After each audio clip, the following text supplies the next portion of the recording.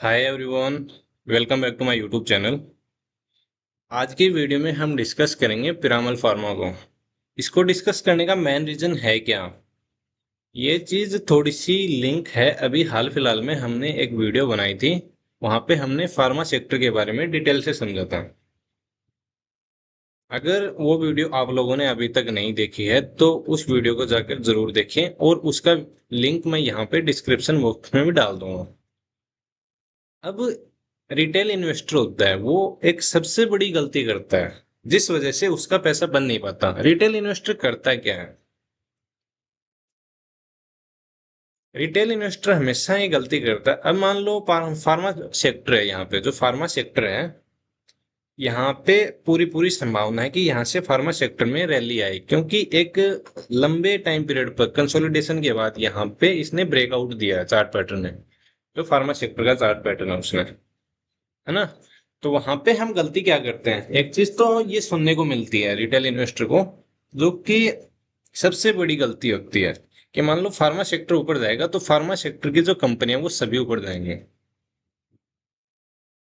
एक चीज जो मैं हमेशा करता हूँ, और हमें वो करनी भी चाहिए एज ए ट्रेडर, अगर हमें स्टॉक मार्केट में वेल्थ जनरेट करनी है एंड हमें लंबे टाइम तक यहाँ पे टिके रहना है, यहाँ पे 20 साल, 30 साल, 40 साल, जब तक हम यहाँ पे बिजनेस करेंगे, क्योंकि स्टॉक मार्केट एक बिजनेस है ना कि एक जुआ। इसलिए हम अगर यहाँ पे एक लंबे टाइम तक, लंबे समय तक यहाँ पे बिजनेस करना चाहते हैं, तो हमें इन चीजों को, जो बेसिक चीजें होती हैं, जो बेसिक चीजें होती हैं, ये सबसे डिफिकल्ट चीजें होती हैं, क्योंकि इनके ऊपर टिके रहना उतना ही डिफिकल्ट होता है ह्यूमन बिहेवियर के लिए, है ना। हमें करना क्या चाहिए, मैं काफी सारी वीडियोज में ये चीज बता भी चुका हूँ। तीन चीजों का कॉम्बिनेशन हमें हमेशा लेके चलना चाहिए। फर्स्ट क्या है, फंडामेंटल्स, यानी बिजनेस, कंपनी का बिजनेस है क्या, वो चीज हमें समझ में आनी चाहिए। उसके बाद चलना चाहिए हमें फाइनेंशियल्स, और उसके बाद टेक्निकल्स। अब ऐसा नहीं है कि मतलब थोड़ा मतलब फाइनेंशियल्स पहले देख लिए या फिर टेक्निकल्स पहले देख लिए तो वहां पे कोई दिक्कत हो जाएगी कि, या वहां पे कोई इश्यू होगा। वहां पे किसी भी तरह का कोई भी इश्यू नहीं है। But main point is that हमें फंडामेंटल्स, हमें टेक्निकल्स और फाइनेंशियल्स, इन तीनों चीजों को देखना चाहिए। और जब तीनों चीजें हमारे पक्ष में हो, as a trader, as a investor, वहां पे तीनों चीजें पॉजिटिव हों, तीनों चीजों में अच्छे साइन आ रहे हो, तब वहां पे हमारी कन्विक्शन बढ़ती है। तब जाके वहां पे हमें अगर कोई अपॉर्चुनिटी मिल रही है, जैसे सबसे ज्यादा कन्विक्शन हमें देंगी कौन से, फंडामेंटल्स एंड फाइनेंशियल्स। जब ये दोनों अच्छे हैं, उसके बाद हमें देखना क्या है, टेक्निकल चार्ट पैटर्न। मानो टेक्निकल चार्ट पैटर्न पे अभी ऑल टाइम हाई पे स्टॉक ट्रेड कर रहा है, और जो फ्यूचर की वैल्यू थी वो वहां पे ऑलरेडी मिल चुकी है, तो वहां पे भी ट्रेड करना रिस्की हो सकता है। इसलिए इस चीज को कहीं पे नोट डाउन कर लें कि जब तीनों चीजों का कॉम्बिनेशन हो, तो वहीं पे जाके हमें उसमें वहां पे ट्रेड लेनी चाहिए। अब जैसे हम यहाँ पे सबसे पहले देखते हैं टेक्निकल चार्ट पैटर्न की बात करें। अभी जैसे हमने हाल फिलहाल में जाइडस लाइफ साइंस का स्टॉक डिस्कस किया था, तो एक बार हम वो स्टॉक, उसका टेक्निकल चार्ट पैटर्न देख लेते हैं यहाँ पे। अगर इसकी बात करें तो ये ऑल टाइम हाई से कितना नीचे चल रहा है, 23%। फिर हम इसके बाद बात करते हैं एबट इंडिया के। ये स्टॉक प्राइस नीचे कितना चल रहा है, 25% ऑल टाइम हाई से। अब अगर हम यहाँ पे सिप्ला की बात करें, जो कि एक फार्मा सेक्टर की कंपनी है, ये ऑल टाइम हाई से कितना नीचे चल रही है, लगभग 16%। अब हम दोबारा से आते हैं पिरामल फार्मा।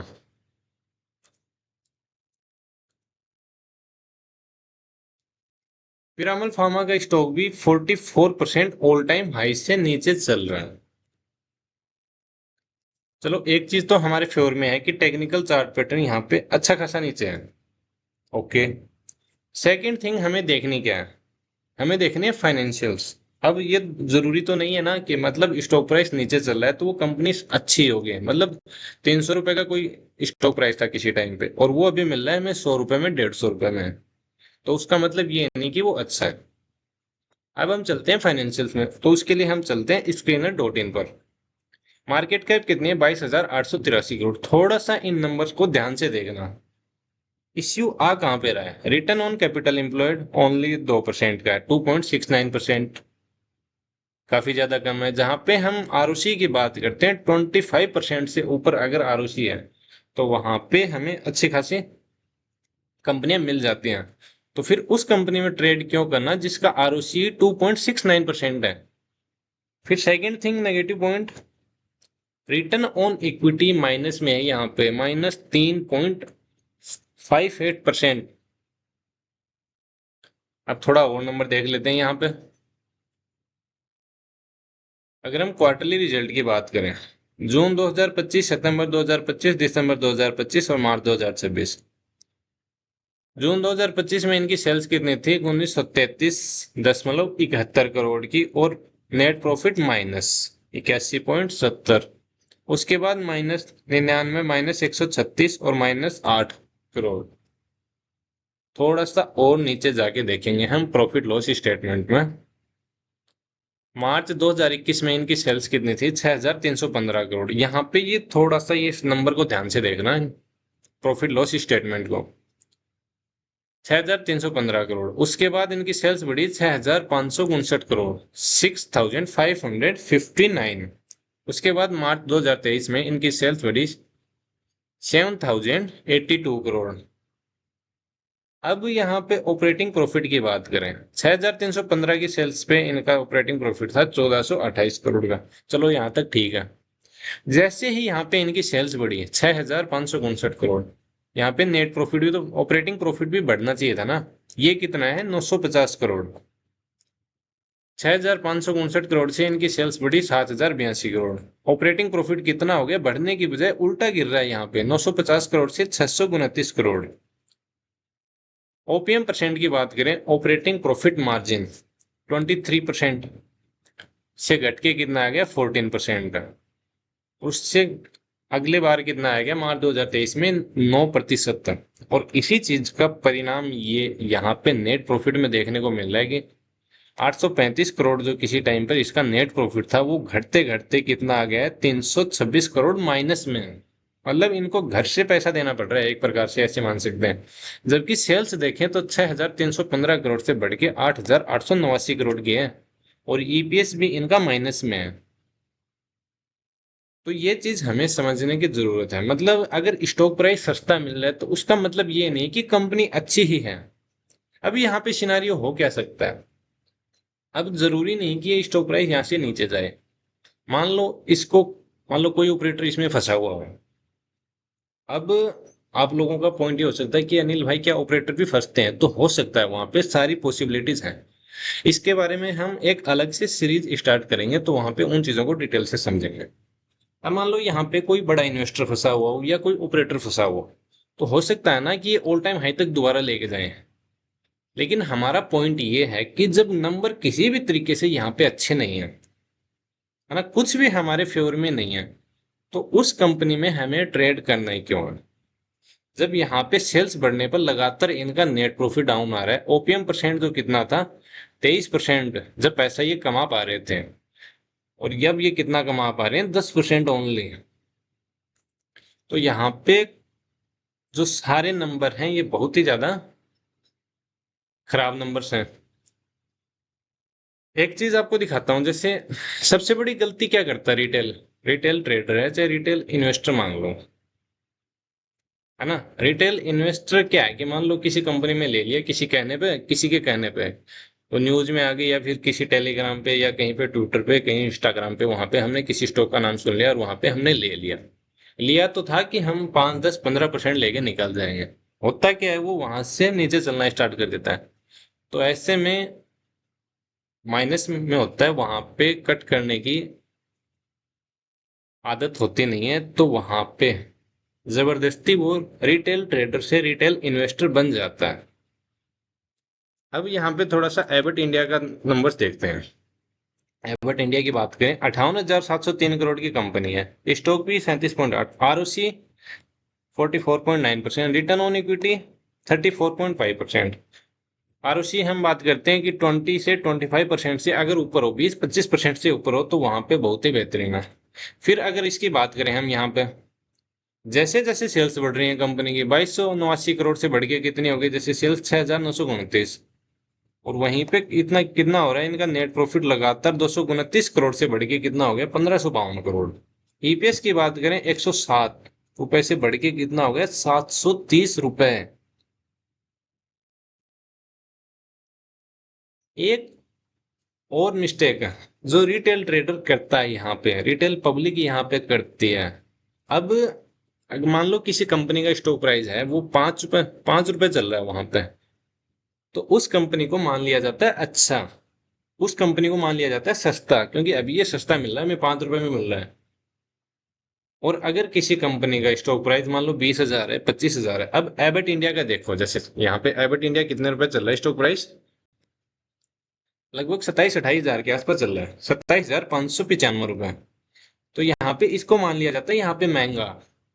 जबकि एक चीज हमेशा ध्यान में रखना, स्टॉक प्राइस महंगा या सस्ता, उस स्टॉक अच्छा है या बुरा, प्राइस का इस चीज से कोई भी लेना देना नहीं है।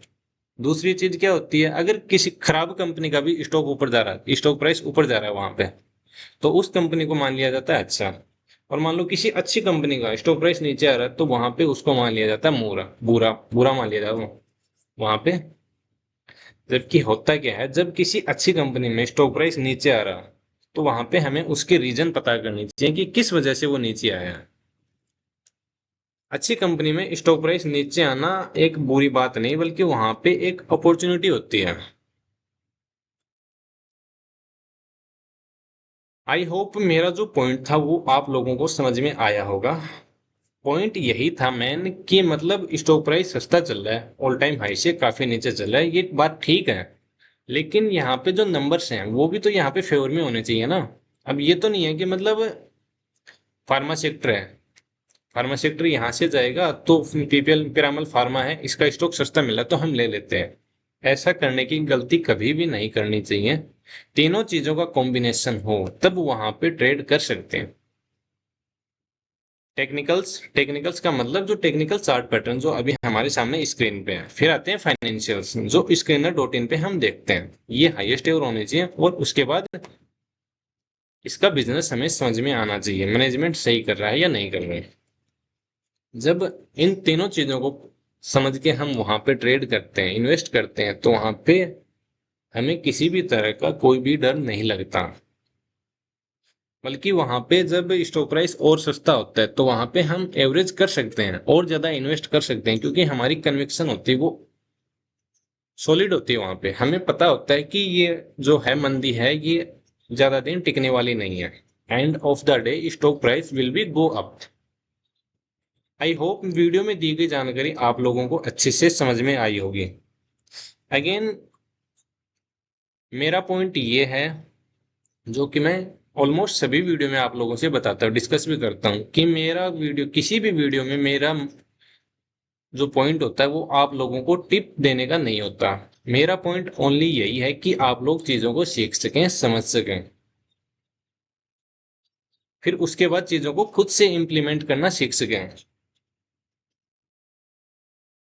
अगर वीडियो में दी गई जानकारी अच्छी लगी हो तो वीडियो को लाइक करें और अधिक से अधिक लोगों के साथ शेयर भी करें, और सब्सक्राइब करें, और भी लोगों को करने के लिए बोलें, ताकि और भी लोग हमारे साथ जुड़ के चीजों को सीख सकें, समझ सकें। आज के लिए बस इतना ही, फिर मिलते हैं किसी नए वीडियो के साथ। तब तक के लिए जय हिंद, जय भारत।